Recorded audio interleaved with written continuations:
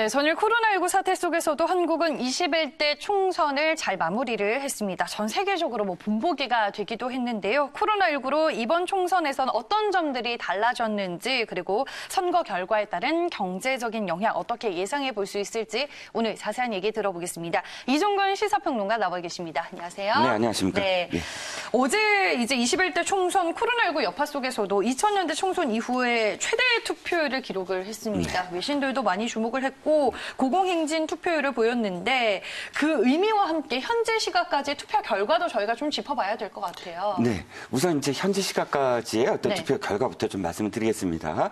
5시 34분 현재 지금 개표 상황이고요. 지역구 개표는 거의 다 끝났는데 몇 개 아직도 이제 남아 있습니다. 근데 거의 이 윤곽은 드러났습니다.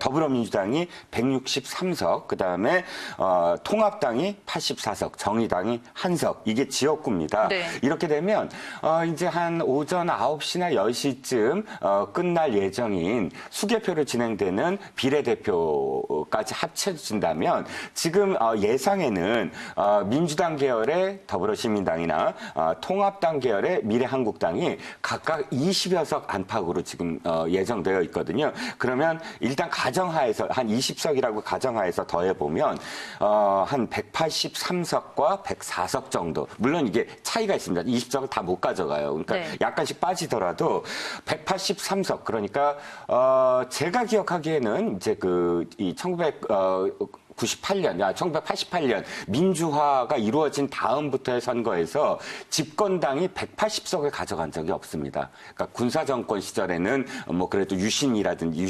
유정회라든지 이렇게 해서 과반을 훨씬 넘기는 숫자는 있었지만 180석이라는 건 나중에 또 설명을 드리겠지만 어마어마한 국회에서 국회를 장악하는데 어마어마한 그런 상황이거든요. 일단 아까 말씀하셨듯이 투표율은 66.2%가 나왔습니다. 이것은 2000년대 이후에 가장 높은 수치입니다.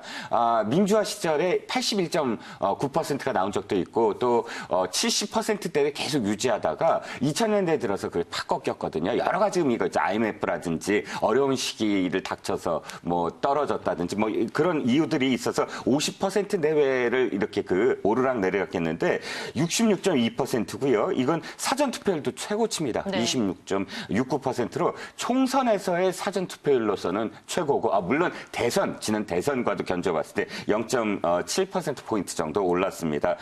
이 이유를 따져보면 이럴 것 같아요. 이거 코로나19의 영향이 컸다.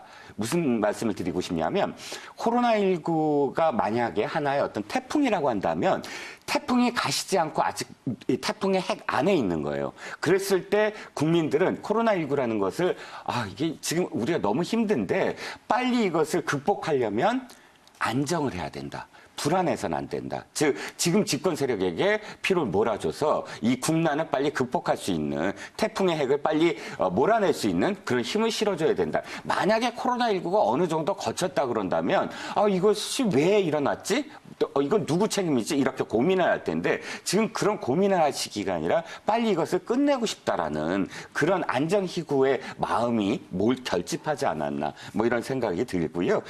거기에 비춰서 왜 지금 통합당은 사실 4년 전에 비춰봤을 때 4년 전에는 지역구 의석이 105석이나 됐습니다. 그런데 지금 84석으로 11석이나 모자라거든요. 그러니까 대한 세력으로서 불안했다. 만약에 이렇게 맡겨주면 이게 안정적으로 갈 것이냐? 아니, 굉장히 좀 불안해, 아직은. 뭐, 이런, 심리가 통합당보다는 지금 집권 세력인 민주당에 이렇게 표가 몰아간 게 아니냐, 이렇게 생각이 듭니다. 네, 오전 5시 35분 기준으로 개표 상황도 말씀을 해주셨습니다. 일단은 여당인 더불어민주당과 그 비례정당인 더불어시민당이 21대 총선에서 이제 단독으로 국회 전체 의석의 5분의 3에 해당하는 이제 180석 확보가 유력한 상황인데 여야 의석수 확보에 따른 이제 국회의 권한은 그러면 어떻게 되는 건가요? 네, 이제 사실은 그 국회가 우리가 한 번도 보지 못한 상황으로 가게 될 겁니다. 국회가 언제나 정쟁이 있다거나 논쟁이 있다거나 논방이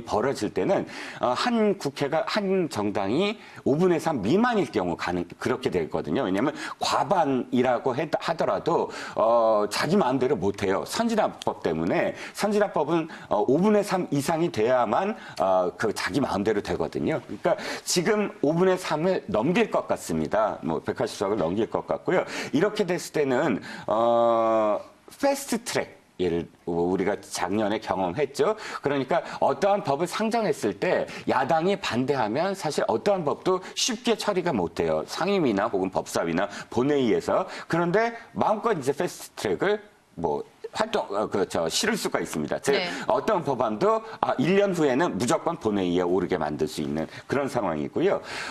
야당이 이제 갖고 있는 단 하나의 무기가 있습니다. 필리버스터. 그러니까 무제한 토론을 할 수가 있죠. 그걸 통해서 어쨌든 제지를 할 수 있는데 필리버스터를 무력화시킬 수가 있어요. 5분의 3이면. 그러니까 야당이 할 수 있어도 24시간만 지나면 네. 이 필리버스터 이제 그만해. 라고 할 수가 있고 물론 국회의장이라든지 상임위원장들은 거의 독식 가능합니다. 야당의 배려를 안 해도 되고요. 여기에 한 가지 더 180석에 딱 된 다음부터는 여당은 좀 어떤 유혹에 휩싸이게 됩니다. 20석만 더 사실 확보는 안 되더라도 자기 편으로 만들면 개헌도 가능해요.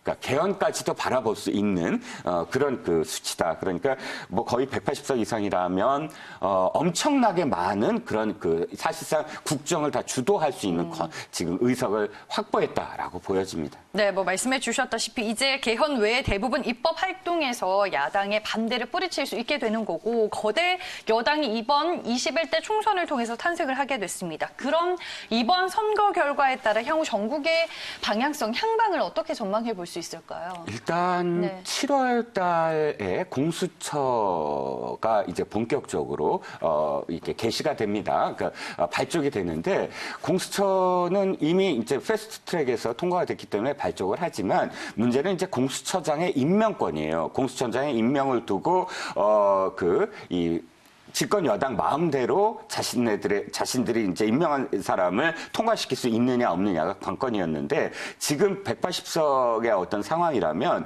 야당이 지금 반대를 할 수 있는 게 전체 임명 동의안을 낼 수 있는 전체 인원 중에 2명이 야당 몫이에요. 그런데 현재 통합당은 1명 몫을 차지할 수 있지만 그 1명이 이미 여당의 우호적인 정당이 될 가능성이 커요. 그렇게 된다면 단 한 사람의 이 반대로 하더라도 공수처장은 이 집권 여당이 원하는 대로 될 거예요. 그렇다면 이제 공수처는 아마도 지금까지 이야기했던 대로 뭐 검찰 개혁이라든지 이런 부분들에 대해서 굉장히 속도를 낼 것이다. 그다음에 뭐 경제적인 부분이라든지 안보적인 부분은 경제적인 부분은 조금 이따 말씀드리겠지만 네. 안보와 관련돼서도 지금까지의 대북 정책 이라든지 혹은 외교 문제라든지 이 모든 것들을 국민이 추인해 주었다. 이렇게 지금 표현할 수가 있거든요.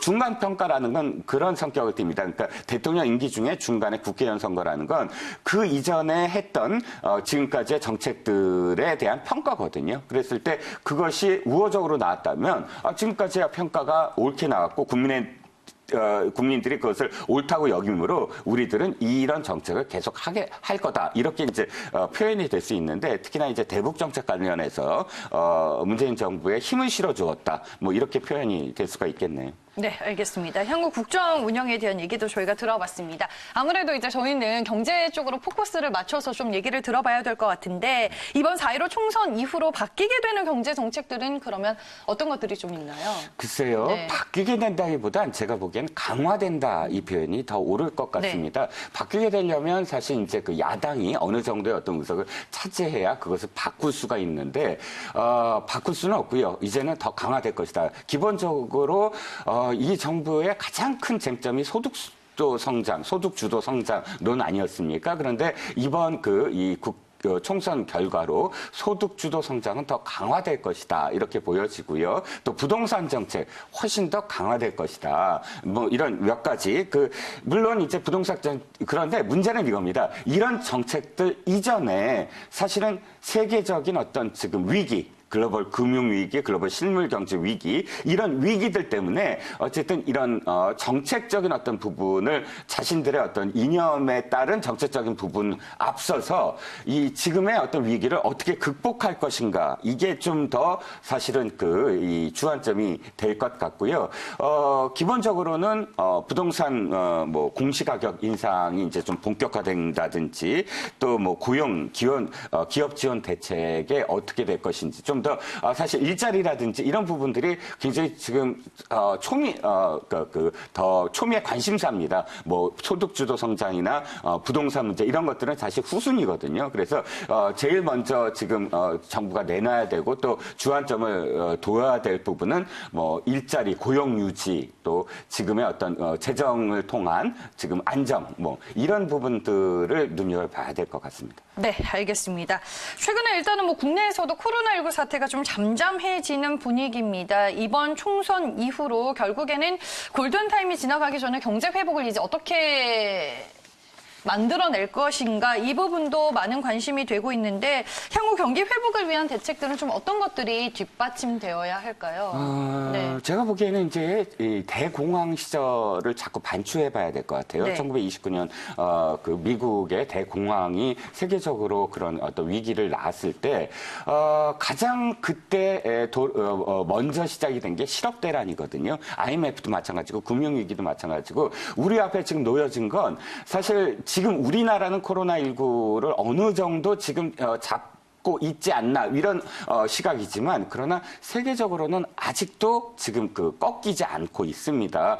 물론 유럽이라든지 미국은 계속 뭐 좀 꺾인다고 하지만 이것이 이제 남미로 가게 될 것이고 또 지금까지 확산되지 아니한 지역으로 이제 확산되다 보면 다시 2차, 3차에 또 후폭풍이 있을 수가 있거든요. 이랬을 때 가장 우려되는 건 어쨌든 기업들이 기업 활동이 정지되고 구조조정이 일어나고 도미노로 기업들이 무너지고 실업자들이 이제 30, 40대부터 쏟아져 나오는 그런 양상을 우리가 지금 어떻게 대처를 할 것인가가 가장 중요하다. 그렇다면 이런 실업 위기에 있어서 고용 유지를 어떻게 현재까지 할 것인가, 그리고 실업자들을 구제하기 위한 뭐 복지를 어떻게 할 것인가, 또 문제는 기업들을 어떻게 지원할 것인가요? 항공업, 뭐 호텔업 이런 부분들부터 시작해서 네. 별도의 지원책이 빨리 마련돼야 될 것 같습니다. 네, 알겠습니다. 21대 총선 결과를 통해서 앞으로 어떤 부분들이 달라지게 되는지 오늘 저희가 알아봤습니다. 2부에서 저희가 이슈 초대석 준비를 했는데요. 현대경제연구원 최영호 고문과 이번 4.15 총선 그 이전의 선거와